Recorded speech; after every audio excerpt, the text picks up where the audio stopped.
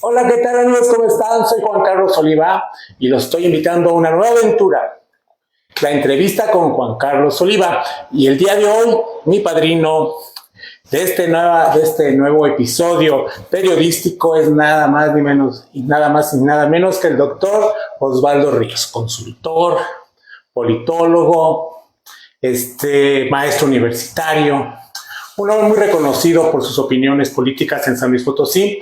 Y para mí es un gusto tenerlo aquí, a un ladito, y vamos a platicar con él pues, del acontecer político nacional, los casos más importantes, vamos a conocer sus opiniones y nosotros pues estaremos al pendiente de lo que nos diga para que usted después ahí nos haga sus comentarios.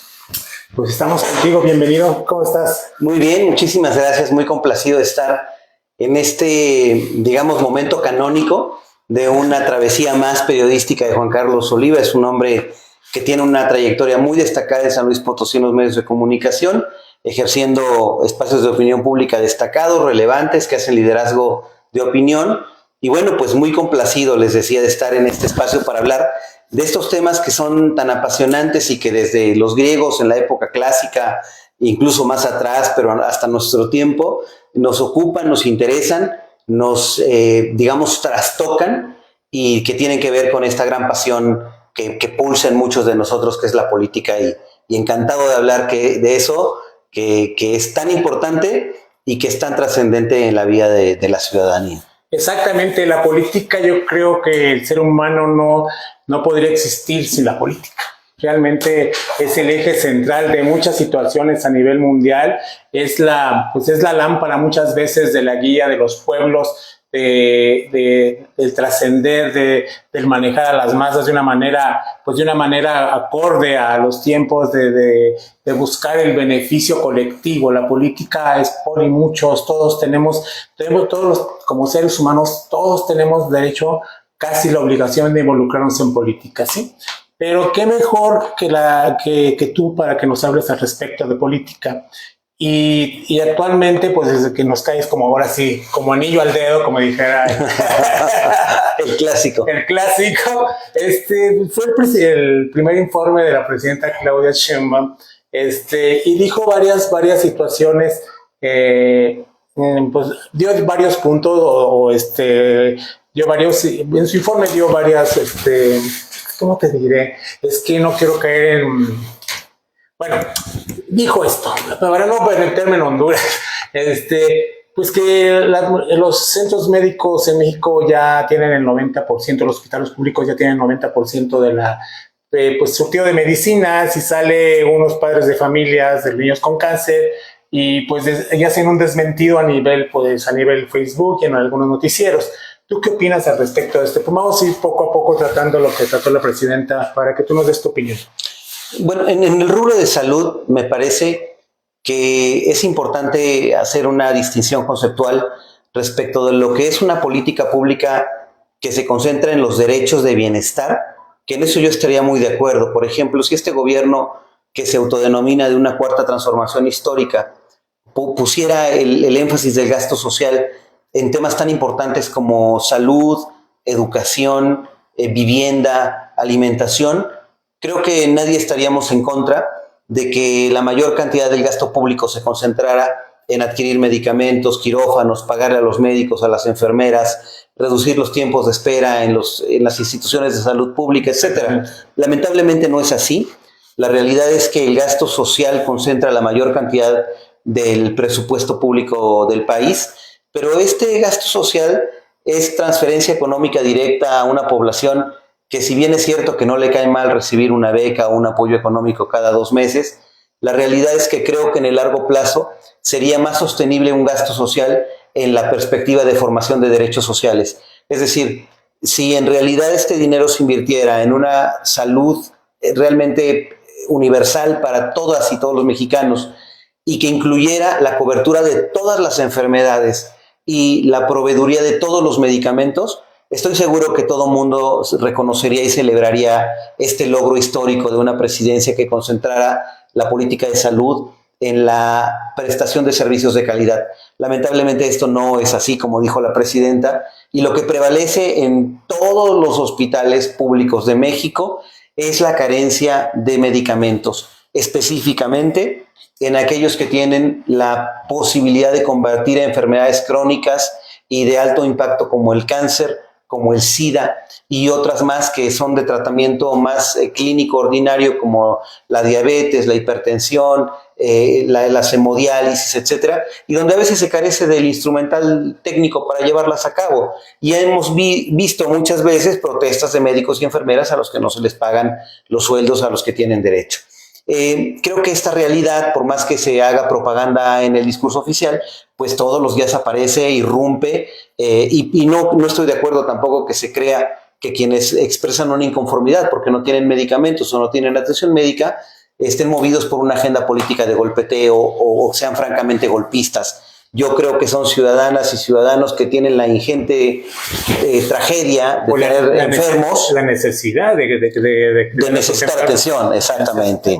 Y esa es la realidad. Y aparte, actualmente con este IMSS Bienestar, se han disparado las consultas en el IMSS, donde pues el IMSS Bienestar, que los centros de salud pasaron a ser IMSS Bienestar, se pasan consultas a lo que era el IMSS normal, y la calidad de la atención también bajó. Entonces hay mucha protesta en cuanto al servicio, en cuanto a medicamentos, pero pienso que todo tiene una solución.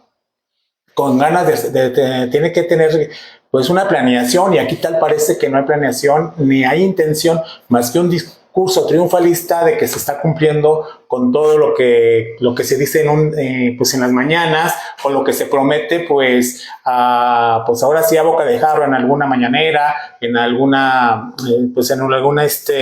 una visita esas semanales o de fin de semana, que se hacen pues observaciones triunfalistas, ¿no? Pero yo pienso que cualquier gobierno con la buena intención lo estoy diciendo, puede sacar adelante estas situaciones, pero no sé qué compromisos aparte tenga económicos que no se le esté permitiendo actuar de alguna manera más eficaz al gobierno de México. Yo creo que en el tema del desabasto de medicamentos hay 3 grandes fracasos de la presidenta Sheinbaum sobre los cuales no se hace responsable. El primero es que el mecanismo de las compras concentradas, que se terminó y que vino a abrir espacio a una pluralidad de proveedores, es un fracaso. Vale más la pena comprar medicamentos de forma concentrada a largo plazo para garantizar el abasto, aun si eso es más oneroso que comprar medicamentos en corto plazo a muchos distribuidores, porque estás hablando de la salud y la vida de las personas, y ahí no hay gasto que no amerite ejercerse si lo que está en predicamento es poder salvar a un niño que tiene cáncer o a una mujer que tiene cáncer cervicouterino o la leucemia. El segundo gran fracaso son las farmacias del bienestar o la mega farmacia del bienestar, que no ha funcionado, que no surte recetas y que es un elefante blanco que no tiene fondo de gasto, que no da resultados. Y el tercero son las rutas de la salud, este programa pomposamente anunciado que tiene una finalidad de prevención de la salud y que si no está acompañado de personal médico suficiente, de enfermeras calificadas con el equipo y el instrumental adecuado, tampoco sirve. Y el otro ejemplo, vaya ahí pegado, es la distribución de medicamentos a través de vehículos automotores, que es no comprender los mecanismos de distribución que utilizan las farmacias. Esto, Juan Carlos, ha provocado una precarización de los servicios de salud, como bien lo señalas, y al mismo tiempo que la transferencia de recursos que le hace el gobierno a las familias está provocando la emergencia sanitaria de que las personas están prefiriendo pagar consultas privadas de bajo costo en esos consultorios que todos tenemos en la cabeza. Ajá. Y que han incrementado sus ganancias porque la gente prefiere no formarse 8 horas para una consulta en el IMSS e ir a pagar a una farmacia donde tienen el servicio de atención médica y pagar la consulta y pagar los medicamentos ahí y utilizar las becas en la proveeduría de servicios médicos de mediana calidad. Esa es la realidad de lo que está pasando. Y eso es exactamente, o sea, eso fue como un cambio de conductual, o sea, de que antes te atenías a la medicina, a la atención que te daban los centros médicos oficiales, y actualmente pues tienes otra disyuntiva, tienes el dinero, la capacidad, los adultos mayores tienen esa aportación mensual pero ya no lo están utilizando en su beneficio particular, pues en construcción de una puerta, en alimentación, su despensa, no sé, comprar cosas que para eso se supone que es para mejorar la vida de las personas, teniendo una mejor, pues un mejor estilo de vida, tener, no sé, mejores muebles, una estufa, otro tipo de gasto, que la vida les cambiara un poco. No, lo utilizan como tú dices, en este tipo de farmacias, en este tipo de centros médicos, en donde lamentablemente van a gastar su dinero, que realmente no es caro si tú lo ves. Es un negocio redondo de quien lo tiene, ¿no? De este señor de la botarga. Y de ahí tienen centros de análisis, tienen centros de rayos X, y todo te lo dan más barato, ¿sí? Pero pues 6,000 pesos, pues por mucho que sea, son bimestrales, pues son 3,000 pesos mensuales, y si usted es un adulto mayor con ciertas características y ciertas enfermedades, pues eso no te sirve de mucho. Es correcto. Digamos, ¿qué pasaría si en lugar de estas transferencias universales indiscriminadas a mucha gente que no las necesita, porque al ser programas universales no discriminan y otorgan la misma cantidad a quienes no necesitan una pensión que a quienes sí la necesitan, a jóvenes que pueden tener un nuevo empleo respecto de los que sí lo tienen, a jóvenes que estudian preparatoria pero que no se les exige ningún nivel de corresponsabilidad, ni siquiera académica, y al mismo tiempo tienes un Estado que está, este gobierno que dice que es de izquierda, y tienes un Estado ominoso, pesado burocráticamente, pero que no ofrece servicios de calidad. ¿En qué? En educación, en salud, en vivienda, es decir, en prestaciones de derechos sociales básicos. No hay buenas cuentas en este primer informe, hay propaganda, pero no hay datos que soporten en la realidad el triunfalista discurso presidencial. Oye, ¿cómo se podría, una opinión tuya, cómo se podría mejorar esta situación para la población? ¿Cuál sería la manera que tú pensarías que esto podría traernos una solución para remediar este tipo de situaciones tan, pues, de repente tristes para aquellas personas que no reciben el servicio médico que tanto necesitan?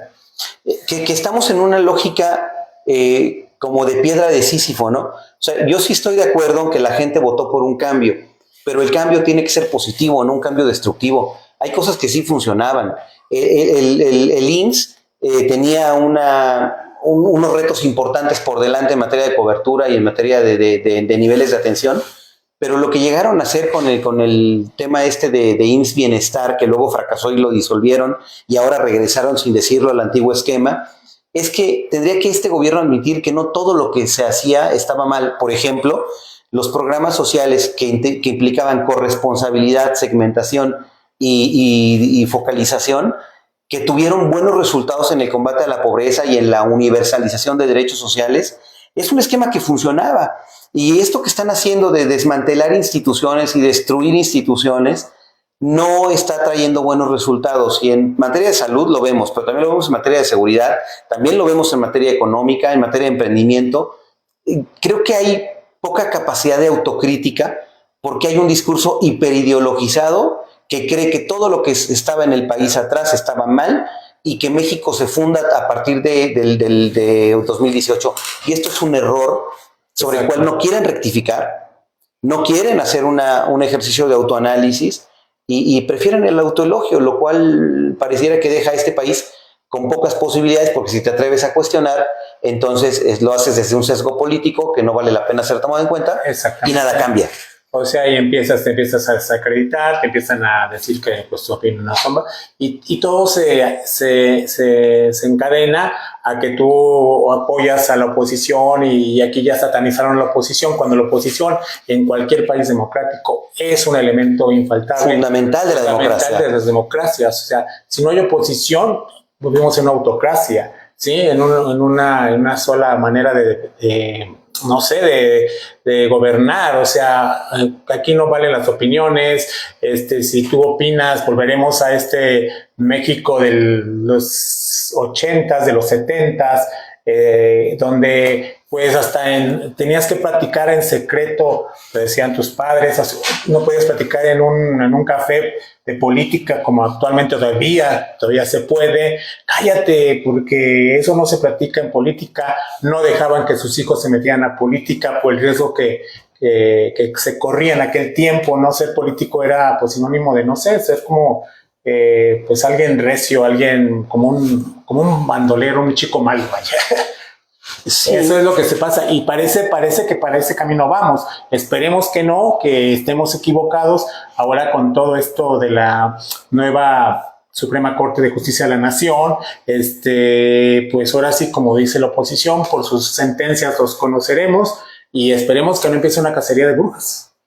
Esa es la parte más deficitaria que yo veo de este primer año de gobierno de Claudia Sheinbaum, que la presidenta no ha acreditado en los hechos que tenga una nueva manera de entender el país después de López Obrador. Parece más bien un séptimo informe de gobierno y no el primero de otra cosa distinta al obradorato. Creo que este gobierno entrega muy malas cuentas en materia de desarrollo democrático. Tiene Morena hoy día controlado a la presidencia y todo lo que implica ese poder de más de 6 billones de pesos cada año de presupuesto público. Tiene a la inmensa mayoría de los gobernadores, tiene una mayoría calificada en la Cámara de Diputados y prácticamente igual en la Cámara de Senadores, tiene prácticamente controlados a los organismos constitucionales autónomos, la CNDH está supeditada al poder presidencial, el INE está hoy capturado por estos poderes y ahora a partir del 1 de septiembre todo el Poder Judicial Federal y en muchos estados han llegado ahí mediante voto popular, que en realidad es mediante unos acordeones inducidos desde el poder presidencial y en los estados, un nuevo poder judicial que está controlado políticamente, afín ideológicamente a Morena, entonces tienen todo el poder. Si un partido político tiene todas las instituciones capturadas, entonces ese partido político es responsable de todos los fracasos, porque no existe una oposición a la cual echarle la culpa de que las cosas no caminan, porque la oposición en los parlamentos no existe, porque no tiene esos contrapesos, porque en términos de medios de comunicación hay pocas voces que realmente tengan crítica y capacidad de expresión, y entonces tenemos una restitución de un partido hegemónico, prácticamente único. Y este partido que lo controla y lo domina todo es el único responsable de lo que está ocurriendo en el país. La oposición ya no. Y tampoco se vale ya decir que es el anterior gobierno, sí, porque el anterior gobierno es ellos, ¿no? Es lo que te iba a comentar eso, o sea, que le siguen echando la culpa al anterior gobierno. Todo es culpa del PRIAN, todo es culpa cuando ellos ya tienen 7 años, bueno, van 6 años, casi 7 años gobernando, y yo pienso que ya deben de hacerse responsables de sus acciones, de sus errores, de ser autocríticos, como lo comentas, de buscar la fórmula para salir adelante, de sacar a México de la pobreza. Se dice que ya hay menos pobres, sí, pero ¿tú qué opinas de eso? ¿Hay menos pobres? Si tú si controlas al mensajero que dice cuántos pobres hay, pues claro que el mensajero va a decir lo que tú le digas, ¿no? Es lo malo de haber desaparecido el Coneval y de esta lógica de destrucción de instituciones que funcionaban y valían mucho la pena. El Coneval dio datos críticos en los gobiernos de Fox, de Calderón y de Peña, los datos reales de combate a la pobreza que eran triunfos o avances muy marginales. Y hoy día que desaparece el Coneval, los datos son que se ha combatido la pobreza históricamente como jamás antes. No, o sea, por ejemplo, si hay algo bueno que reconocerle al gobierno de López Obrador y de Claudia, es que se animaron a mejorar el tema de los salarios mínimos. Eso es indudable, porque de otra manera los grandes potentados económicos de este país no ceden ni un peso. También tenemos una clase empresarial miserable. Tan miserable es la clase empresarial en buena parte, no toda, pero la mayor parte, que esta clase empresarial se postraba con el PAN, se postraba con el PRI y ahora se postra con Morena, porque el capital no tiene ideología, el color del dinero es de muchos colores y no les importa qué partido gobierne si sus intereses no están trastocados. Y el poder político y el poder económico siguen cohabitando en la misma habitación todas las noches en este país, independientemente del partido que gobierne. Exacto. Entonces, a mí me parece que este discurso de que la culpa es de los gobiernos anteriores ya se agotó. La gente hoy sabe que tienen todo el poder, que son totalmente responsables de la conducción del país y que este gobierno no ha sido capaz de resolver problemas en materia de salud, en materia de seguridad, en materia de falta de crecimiento económico, en materia de combate a la corrupción, que fueron promesas de campaña que no se respaldan en la realidad y que solamente son responsabilidad de este gobierno, no de los que ya se fueron hace 8 años a su casa. Y si el gobierno tiene alguna responsabilidad de los anteriores, pues es el de Peña, que es el anterior al de López Obrador. Y no lo pero no han tocado a nadie, ni le importa. ¿No? El enemigo favorito es Calderón. Calderón ya... Y Calderón gobernó ese país hace más de 15 años. Y ¿no? fíjate, y su villano favorito es García Luna. Y yo aquí veo que también descuidan mucho a los pequeños García Luna que hay actualmente, que son los que facilitan el narcotráfico a menor escala o a mayor escala. ¿Cuántos García Luna no hay involucrados en este gobierno actualmente que permiten pues el trasiego de pues ya sabemos de qué y se hacen de la vista gorda? ¿Cuántos funcionarios no son que los han corrompido económicamente o lo que sea? ¿Ya se ha investigado eso? Lógicamente que no. No, es que García Luna, pero ¿cuántos pequeños García Luna no hay en las aduanas? ¿Cuántos pequeños en el gobierno? ¿Cuántos políticos? En Tabasco. No se hacen de la vista gorda. O sea, yo pienso que ahí también deben de poner el ojo, sí, porque no nomás es hablar así con eventos y de, ¿cómo te diré? Pues que capturan y descubren nuevos laboratorios y lo sacan, pero ¿tú has visto algún pez gordo que lo hayan agarrado? No. La política de abrazos no balazos ha tenido un matiz con Claudia Sheinbaum y Omar Harfuch, es innegable. Antes ni siquiera se les molestaba. Hoy creo que hay un poco más de combate al crimen organizado porque hay una presión del gobierno de Estados Unidos. Es indudable. Pero fíjate una diferencia preocupante. Yo sostengo que hay una restitución del viejo régimen autoritario a través de Morena. O sea, el PRI, antes de los tecnócratas, o sea, el PRI dinosaurico, hoy está restituido completamente en Morena. Pero hay una diferencia. El PRI de antes, viejo, el primer recurso respecto de la oposición era incluir a la oposición para gobernar con ciertos esquemas de equilibrio. Incluso por eso la reforma electoral de Reyes Heroles, ¿no? Era digamos, un régimen autoritario, pero muy incluyente con las oposiciones. Este gobierno autoritario es persecutor, represor y profundamente polarizador. No reconoce ninguna oposición como válida, la descalifica toda y persigue a los ciudadanos que levantan la voz, como pasa en Campeche con la ley Laida, como pasó en Puebla y como pasa con dato protegido en el diputado Sergio Gutiérrez y Karina Barreras y en Tamaulipas con este señor Américo Villarreal. Entonces, la diferencia es que es un régimen autoritario que tiene prácticamente todo el poder, pero que no reconoce a la oposición como algo valioso y que aniquila cualquier atisbo de crítica. Entonces, ¿a dónde vamos con este esquema? A un régimen que concentra todo el poder, que ahora tiene el poder judicial y que va a cometer abusos verdaderamente monstruosos, porque bien decía Montesquieu, si quieres controlar los abusos de poder, ha de ser el poder el que controle al poder. Y hoy, con tres poderes, ejecutivo, legislativo y judicial, bajo la férula de una misma corriente ideológica, eso no va a terminar bien, porque no hay nadie que controle los excesos del otro poder, no hay contrapoder. Y los excesos se van a ir entre ellos mismos, es como que va a empezar ahora sí el alacranazo, todos contra todos, porque pues ellos mismos van a repartirse el poder, porque es el partido hegemónico. Hay personajes que están ahorita pues, haciéndose calladitos, muy bonitos, pero también están aspirando a hacer lo que hacen las cabezas principales. Y entonces empieza a haber ese tipo de divisiones cuando los partidos son solamente ellos, o sea que no hay nadie más que les haga sombra, ellos mismos son los que se van a empezar a hacer la sombra. Claro, porque el discurso de que todo es culpa del PRIAN no se sostiene cuando los prianistas más impresentables son encumbrados líderes hoy de Morena. Y eso es triste destino, aunque no les guste escucharlo a los morenistas de cepa que no han sido ni priistas ni panistas y que hoy tienen que estar obedeciendo liderazgos que vienen del PRI y del PAN y depender de un Yunes que es un emblema de corrupción y que es el artífice de esta reforma judicial. Si esta reforma judicial fue posible, fue por la traición de Yunes. Y Yunes es un panista priista impresentable. En Veracruz es repudiado y hoy repudiado en todo México. Qué triste que la transformación de México dependa de las 30 monedas de plata que se le pagan a un traidor. Entonces, ¿el PRIAN era bueno o era malo? Es malo para echarle la culpa, pero es bueno si el prianista traiciona y se hace el morenista. Exactamente. Recibe la bendición, ya lo purifican. Es cierto. ¿Y cuánto mercenario no hay actualmente ahorita en Morena? O sea, por ideología no están por su beneficio económico, ¿no? Porque por ideología de la noche a la mañana un priista se mete a otro partido, no creo que vaya a cambiar lo que ya traía atrás, su forma de pensar, su forma de transar, su forma de hacer las cosas, su forma de fingir, su forma de, pues, de beneficiarse de las mieles de la política.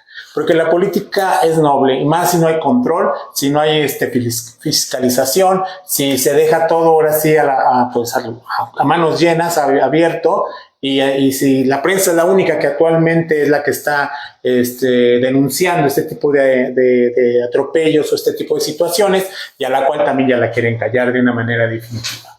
Sí, a mí me parece que los viejos priistas, los más jurásicos del viejo régimen, que hoy están encumbrados en Morena, entendieron perfecto de qué se trataba. O sea, se trataba de cuestionar al régimen que buscó la transición democrática, alegando la necesidad de un régimen popular, cuando lo popular pues simplemente es la restitución del régimen autoritario, de concentración del poder, del sistema presidencialista, etc. Y a mí me da mucha pena por estos izquierdistas que apostaron por una democracia diferente y que hoy están bajo las órdenes de viejos priistas que antes mandaban en el país y que hoy vuelven a mandar. Entonces, es curioso, ¿no?, que la lucha por los derechos humanos, por un clima de libertades, por el pluralismo, por los contrapesos, por el derecho a acceso a la información pública, por la transparencia, etcétera, son agendas que hicieron pedazos, los tiraron al bote de la basura y hoy están silentes,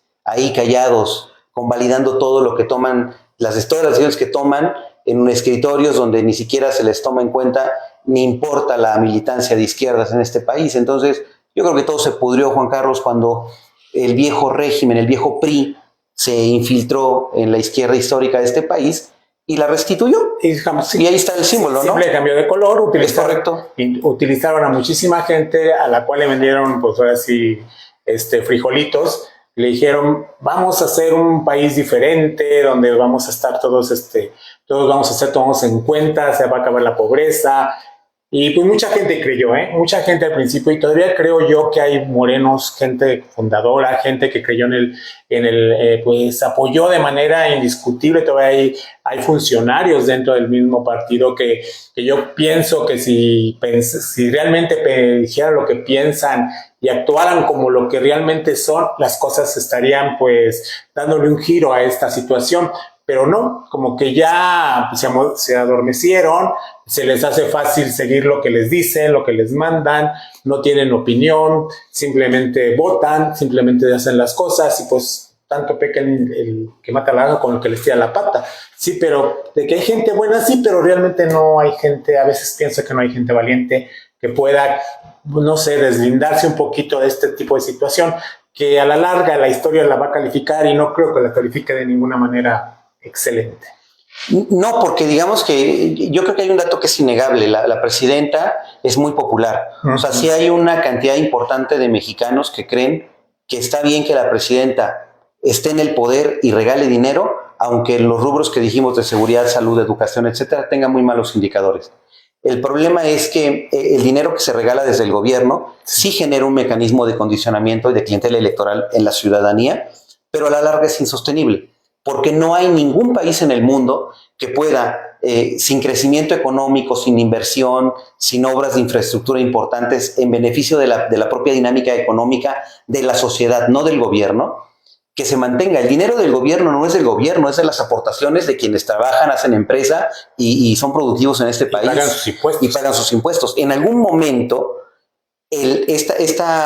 digamos, gráfica donde se gasta cada vez más dinero en programas sociales y entonces se tiene menos dinero para educación, menos dinero para hospitales, menos dinero para infraestructura, puente, etcétera, va a provocar el efecto que hemos visto en el pasado, el que acabó, ese meteorito que se llevó al PRI y a todos sus engendros, que es la crisis económica terrible, ¿no? De no tener capacidad de gastar ni en lo más indispensable, porque el incremento de deuda lo han llevado a niveles verdaderamente escandalosos. Entonces, cuando ya no haya dinero que regalarle a la gente, este gobierno no va a ser popular, pero la cruda y la resaca económica que va a tener México, producto de haber gastado tanto dinero regalado, que no se va a reflejar en ningún bienestar de nadie, porque al final la gente lo usa en bienes de consumo, accesorios que no dejan ninguna mejoría en calidad de vida, a la larga va a romper y a desencantar y hacer que la gente deteste a un gobierno que ya no le va a dar dinero. Pero la crisis económica que nos va a dejar a los mexicanos es para las próximas 3 generaciones. Y ese problema económico que está dejando Morena es una verdadera calamidad, además de la destrucción de la democracia. Exactamente. Oye, te quiero preguntar esto. ¿Tú crees que con todo lo que está pasando podremos ser un próximo Cuba, un próximo Venezuela? Yo creo que no, porque hay muchísima inconformidad ciudadana todavía. Y también estos regímenes de Cuba, Nicaragua, Venezuela, partieron de la premisa de desmantelar y destruir el sistema productivo, que además no tenía un nivel de desarrollo como lo tiene México. En México hay empresas nacionales muy fuertes y muy importantes que creo que no van a permitir que venga la siguiente fase de la transformación. El segundo piso de la transformación es una falacia. No tiene que ver con continuar las políticas que tiene que ver con López Obrador. Tiene que ver con una profundización de las políticas de izquierda que en todos los países del mundo provocan miseria, atraso y exclusión. Y aunque los zurdos digan, es que eso no era una verdadera izquierda, no hay una sola experiencia en el mundo de un gobierno que con estas políticas de disolución de la propiedad privada, concentración del gasto, concentración del poder, partido hegemónico, tengan éxito económico. Todos son un desastre, todos son un fracaso, y aunque el capitalismo evidentemente tiene graves contradicciones y no responde completamente a los desafíos de su tiempo, ha derrotado con creces al comunismo y al socialismo, ¿no? Exactamente, o sea, yo creo que las fórmulas socialistas y comunistas a lo largo de la historia se han visto que no son eficaces, ¿no? Han traído mayor pobreza, genocidio, hambre, pues total desapego a los derechos humanos. Así es. Sí, o sea, son fórmulas ya viejas y probadas que no llevan a ningún lado, más que el enriquecimiento de quienes están en la cúpula del poder. Así es. Sí, viviendo con la promesa, con la esperanza, prometiéndole a que estas personas de que pronto van a tener un bienestar al igual, pues como lo sueñan ellos, pero no como lo piensan los que están arriba, ¿no?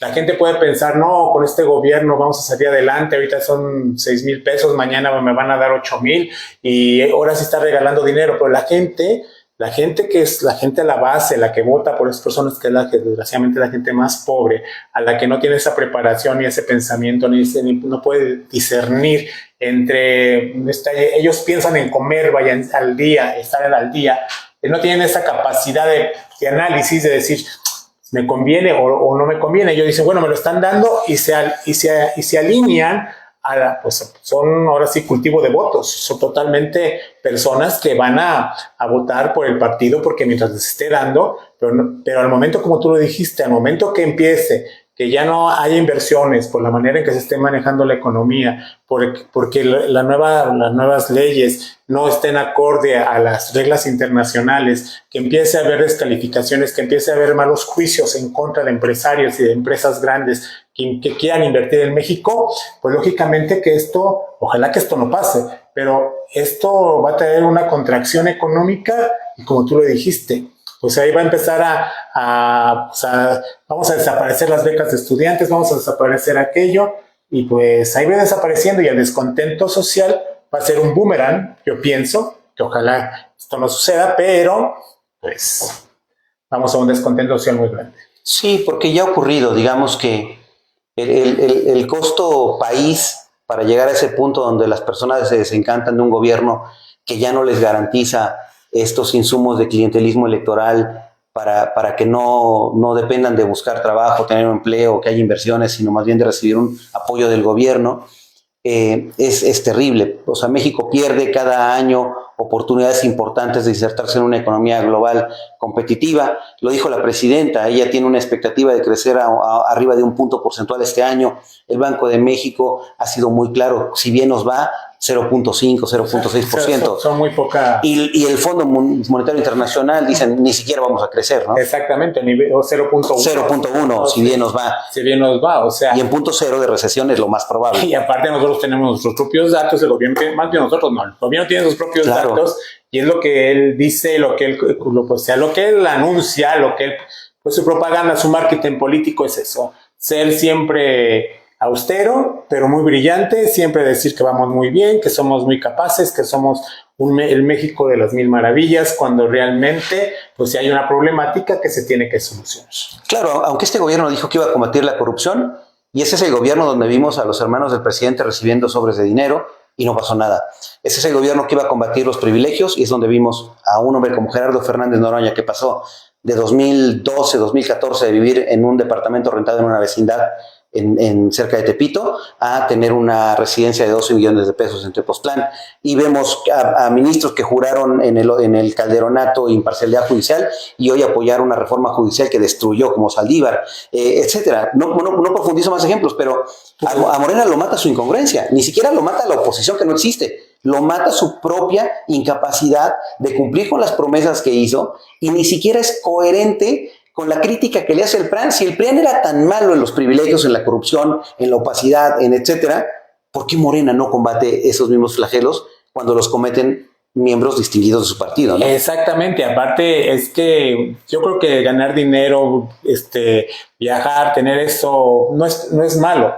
No. Cuando tú te ganas tu dinero, pero eso de llevar un discurso de austeridad y después ser lo contrario a lo que pregonas, lógicamente que deja muy mal parado al partido, al del poder. Y estas personas, pues lógicamente yo creo que estaban ansiosas, desesperadas por ser tener lo que los otros políticos tenían, porque eso es lo que más se muestra, más bien dicho. O sea, yo no veo otra lógica, ¿no? Que dice, es la típica política de quítate que ahí te voy yo, claro, o quítate para ponerme yo, porque yo también quiero vestir como tú vistes, viajar como tú viajas, tener una casa como tú la tienes, pero lo que menos les importa es el bienestar del pueblo. Lógicamente que pues es eso, y para mí es lo más triste, ¿no? Que estas personas se disfracen con una ideología, con un pensamiento que ni lo sienten, que su única misión es mercenaria, enriquecerse a costillas de las personas y creerse muy inteligentes por llegar a un puesto, pues pisoteando, engañando, fingiendo hipócritamente con la gente que la sigue, haciéndose los salvadores del mundo, cuando realmente es una sarta de pillos, gente que vive, que pues a veces ni tan inteligentes, vaya, pero son tan buenos para enredar que pues ahí están. Sí, no ha combatido ni siquiera el hambre, y ahí está la muestra de Morena, ¿no? O sea, eso es hambre. La gente que llegó a esos puestos con una hambre de veras que es escandaloso cómo han llegado a enriquecerse de forma insultante y a claudicar de todas las agendas y luchas progresistas que decían que tenían. Exactamente, o sea, llegar con esa bandera progresista de apoyo a la población, de prometer sacar el pueblo de riqueza, pero caemos en lo mismo que ellos tanto criticaban: enriquecimiento ilícito, enriquecimiento inexplicable, usar marcas de lujo, viajar en primera clase, tus hijos en el extranjero, tus nietos nacen en Houston, etcétera, etcétera. Y ¿no? Educarse en otro lugar, no se educan en las universidades que ellos no van a las universidades mexicanas. Es algo tan incongruente que tú dices, bueno, lo que combatieron, lo que tanto cometieron es lo que ellos se convirtieron, vaya. Entonces, pues esperemos que pronto, no creo, y no espero, pero pues tiene que haber un cambio. Y todo está en la ciudadanía, que seamos más exigentes como ciudadanos, que tengamos más ojo avisor y nos defendamos, que no estoy diciendo que nos salgamos a la calle a pelear, ni mucho menos, pero sí podemos hacer nuestra libertad de expresión, usarla para poder decir y señalar lo que no está bien de los gobiernos, ¿sí? O sea, yo pienso que si la ciudadanía ya no nos queda otra más que los ciudadanos, ser nosotros el otro contrapeso, porque poco a poco esto va a ir decayendo. Pues si ya van por los medios de comunicación, ya tienen unos jueces a modo, a ratito se acaban y ahora sí nomás puros aplausos a la presidenta, y volvemos al PRI de los 70s, de los 60s, de los 80s y de la parte de los 90s, ¿sí? Sí, entonces, pues ahí está la situación. Yo creo que como ciudadanos tenemos esa responsabilidad de ser más exigentes con nuestros gobernantes, con nuestros diputados, con nuestros senadores, y preguntar e interesarnos en lo que hacen, ¿no? Porque hay muchas veces que a estos diputados ni en su casa los conocen, vaya. No, la verdad es que han concentrado una dictadura de las mayorías. El que tengan la mayoría no significa que tengan la razón. Y pueden controlar los discursos, pueden controlar los medios, pueden hacer censura en contra de las voces críticas, pero lo que nunca va a poder derrotar este autoritarismo es la realidad. Y la realidad los va a bofetear en la cara a la vuelta de la esquina, porque es inocultable que por más que nieguen la inseguridad, la gente vive las masacres cerca de sus casas y la violencia y los feminicidios y las ejecuciones. Pueden hablar de que hay medicamentos, pero la gente va al IMSS y al ISSSTE y no hay medicinas. Pueden decir lo que sea como propaganda gubernamental, pero la realidad no se puede ocultar y no hay autoritarismos que duren 100 años. Así como el PRI fue longevo, el régimen más longevo del siglo XX, pero finalmente cayó. Y este régimen va a caer producto de sus propias contradicciones económicas, políticas, ideológicas, de éticas, de conducta, de moralidad, etcétera. Y bueno, Juan Carlos, nosotros creo que lo que nos toca es seguirlo diciendo, sí, porque no podemos renunciar al derecho de ejercer nuestra crítica y tampoco de decir nuestra verdad, que aunque no sea en este momento la más popular, no deja de tener un asidero de raciocinio y de legitimidad. Entonces, pueden no escucharla, pero nosotros jamás vamos a renunciar al derecho de decirla. Es que así es esto, ¿no? Que nosotros tenemos la obligación como periodistas, tú como maestro, tener la obligación de decir la verdad, de decir lo que pasa. O sea, no estamos descubriendo el hilo negro ni estamos inventando nada. Los hechos están hablando por sí solos. O sea, el chiste es decirle a la gente pues darles, no descubrirle como magos, decir, mira, o indicarles, haz esto o deja de hacer esto, ¿no? Simplemente comunicar lo que está pasando, lo que no está bien y que nos puede llevar, pues a un, no quiero ser catastrófico, pues nos puede llevar a otro México muy diferente al que estamos acostumbrados a vivir. Sí, pero hay que luchar por el Juan Carlos. Yo creo que no hay que ceder. Ok, amigo, pues ya de aquí nos podemos tardar toda la noche platicando de México. ¿Y qué pasa? Más último tema, Venezuela y Estados Unidos, que a Venezuela le bombardearon una lanchita con una lanchita, 11 personas fallecieron. Y Venezuela dice que Estados Unidos usó, pues, ¿cómo se llama? De inteligencia artificial para crear esa imagen. ¿Cómo ves tú esto? Yo creo que los estadounidenses solo intervienen en favor de sus propios intereses. Creo que van a intervenir en Venezuela si encuentran algo que apoderarse de ese país, que tiene una doble tragedia, ¿no? Primero, la tragedia de estar gobernados por un tirano despótico y corrupto como Maduro, y la segunda, que ya una vez que no hay esperanzas de que haya una oposición política ni instituciones que garanticen competencia electoral, su única salvación es otro tirano impresentable y que ha cometido delitos como el presidente Trump. Entonces, pues es triste la tragedia que le pasa a Venezuela, porque no se avisora que Estados Unidos vaya a hacer algo más de lo que le convenga como país, ¿no? Y triste destino para un pueblo que era uno de los que tenían mayor expectativa de futuro y que lleva ya casi 30 años sumido en esta pesadilla populista y bolivariana del chavismo. Sí, una cosa espantosa. Y mucha gente dice, no, es que nos vienen a robar el petróleo, pues todos se lo están robando unos cuantos, señores. Es que no hay ni para dónde hacerse. Si es por el petróleo, pues unos cuantos están enriqueciendo de manera estratosférica. Estos, ahora sí, malhechores corruptos, generales venezolanos, igual que este dictador, igual que dice que Donald Trump puede llevar, a lo mejor dentro de los menos males le puede ir mejor con Donald Trump a Venezuela, porque poco a poco pues tiene que ir saliéndose de esto, ¿no? A Estados Unidos no le conviene pueblos tiranos, sino pueblos democráticos que atiendan a sus observaciones, y yo pienso que por ahí va la cosa, ¿no? ¿Tú crees que Maduro dure mucho? Yo creo que la solución sigue siendo que Venezuela se organice a un nivel que verdaderamente pueda paralizarse el país, pero internamente, porque la intervención norteamericana está condicionada por esa estrategia geopolítica. Yo preferiría, la verdad, si fuera el caso, deberle mi libertad a los Estados Unidos que deberle mi esclavitud a un régimen tirano como el de Maduro. Exactamente, yo creo que hay muchas personas que pensamos muy parecido, ¿sí? Con sus asegúnes, pero también hay mucha gente que se le ha metido esa ideología, que van por los recursos naturales. Señores, esa gente ni los venezolanos que viven ahí no disfrutan de las mieles de esos recursos naturales. Son unos cuantos, ¿sí? Y que van por no sé dónde. O sea, mira, da lo mismo que llegue un Donald Trump, que logre poner otro gobierno en el cual, pues ya de perdido, se vea una democracia en el cual pues se permita la libre empresa, la inversión privada, que siga creciendo, que haya trabajos, que la gente salga de ese nivel de vida que está, que ya no ande buscando comida en la basura, que ya no esté tan sometida a una persona trastornada, porque a veces yo lo veo y lo creo que